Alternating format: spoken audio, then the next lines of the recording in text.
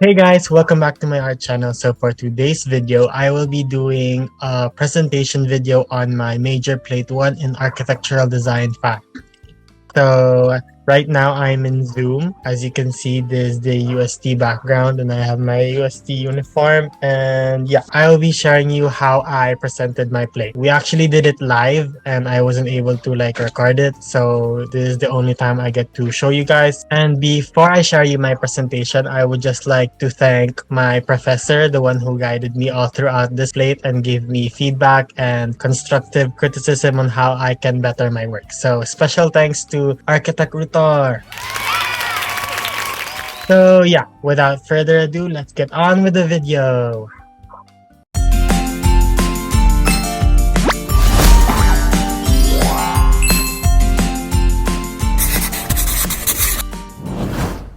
So what makes a library? The common purpose of a library is that it is a gateway to vast knowledge and culture. Libraries play a fundamental role in the society. But what happens when these libraries do nothing but hoard collections?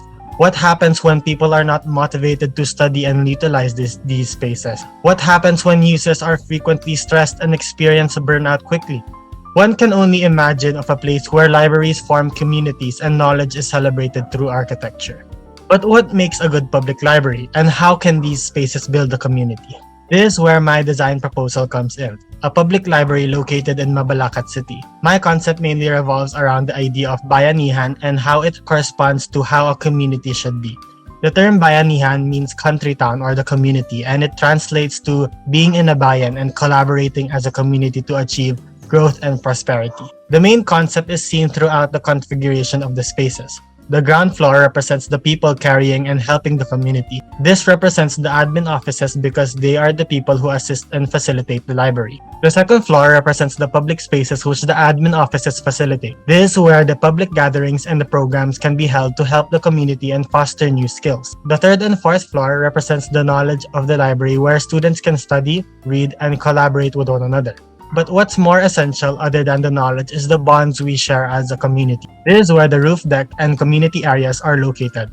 The concept of bayanihan is also seen throughout the facade and interiors which will be presented later.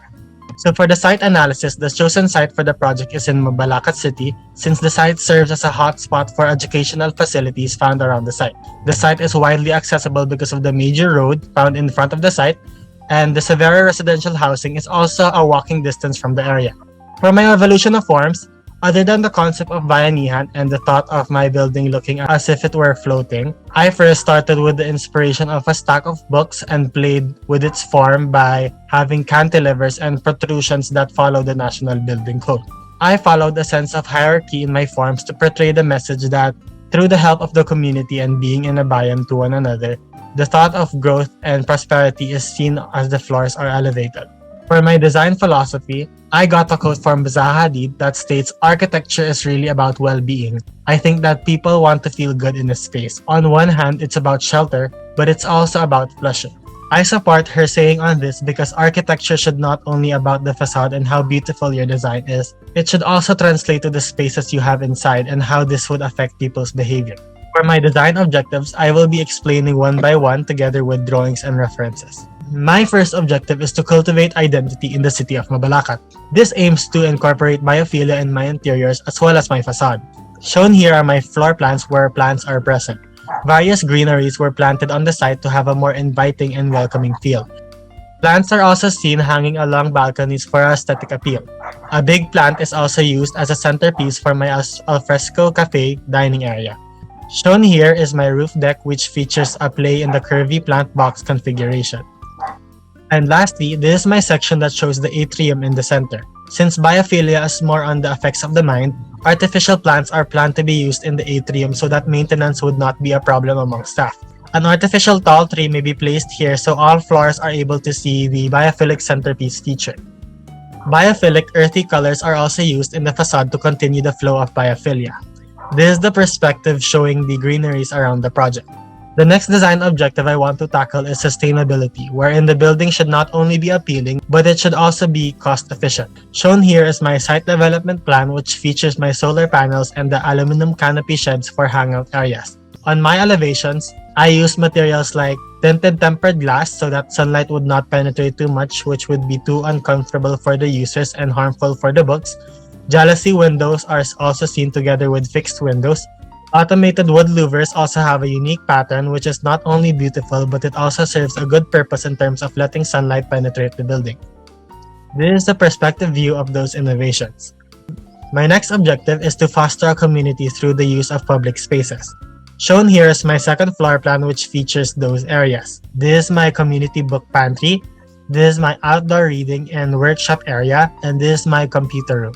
And this is the perspective view of the workshop painting area of the second floor plan where people can foster new skills like painting the nice scenery of the Mabalacat site. This, on the other hand, is my third floor plan which features the multipurpose halls and alfresco cafe dining area. This is the perspective view of the cafe dining. The roof deck plan also has its own community area. This is where people can rest and hang out with their friends. Canopy sheds are used to protect users from harsh sunlight. So this is the perspective view on the roof deck. The next objective is to integrate the concept of bayanihan. Now, bayanihan actually translates to helping others without asking for anything in return. One of my goals is to create a space for a community book pantry where people can donate what they want and take what they need. Rules and regulations may be implemented to avoid the abuse of donations. My last objective is for my concept to not only be seen throughout the configuration of my levels, but it should also be seen through the structure's exterior and interiors. Another way I represented the concept was to make the structure look like as if it was floating using columns and mirror cladding on the ground floor. The concept of bayanihan also flows in the interiors where uniquely designed furnitures are present. Photo references are from opening the book in North America. And lastly, I will be showing you the complete compilation of my plans. This is the site development plan which features my solar panels and community spaces. This is my basement floor plan which has the parking, maintenance personnel, motorcycle parking, and the elevators as well as the main staircase. The spaces are color-coded according to the use and its purpose. So blue represents the admin offices and yellow represents where users can sit down and relax and read books. This is my second floor plan, which features the outdoor reading area and painting workshop, study booth, community book pantry, computer room, and individual computer area, and a plumbing and EE room located at the back. The third floor plan is where the knowledge is located. This is where people can study, students can collaborate, read books, and this is where the collection of books are located. The cafe and the kitchen is also located in the third floor together with the alfresco dining area. Seen beside the atrium are the RFID access points for the students and teachers. The fourth floor plan features more collection, studying areas, and meeting room areas for the students. This is also where the children's library are located together with a mini office to supervise the children. And lastly, this is the roof deck area, which features the hangout area and community spaces, solar panels, and the various plants and greeneries found in the area. This is the roof plan.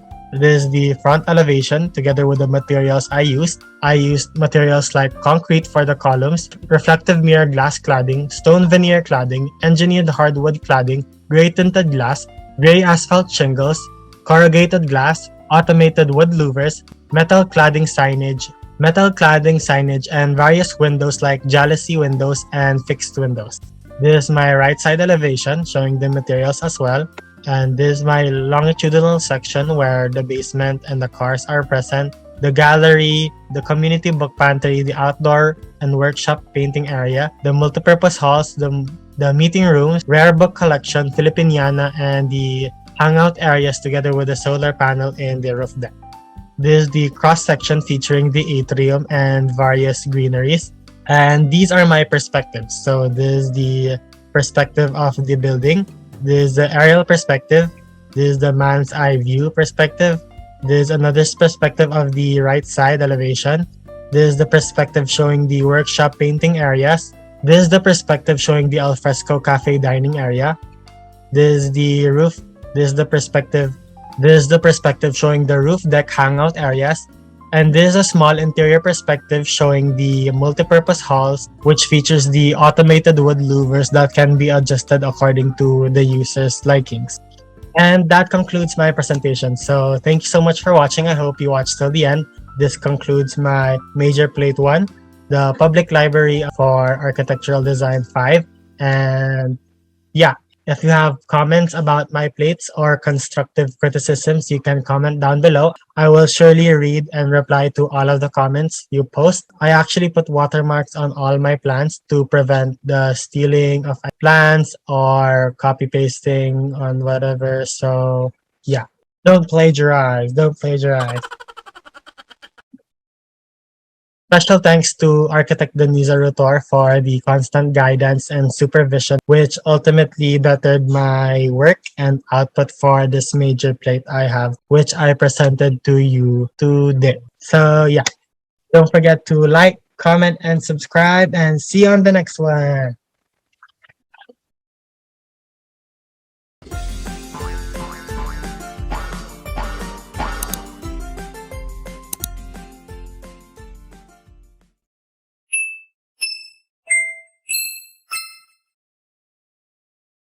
Like and subscribe, like and subscribe. Bye.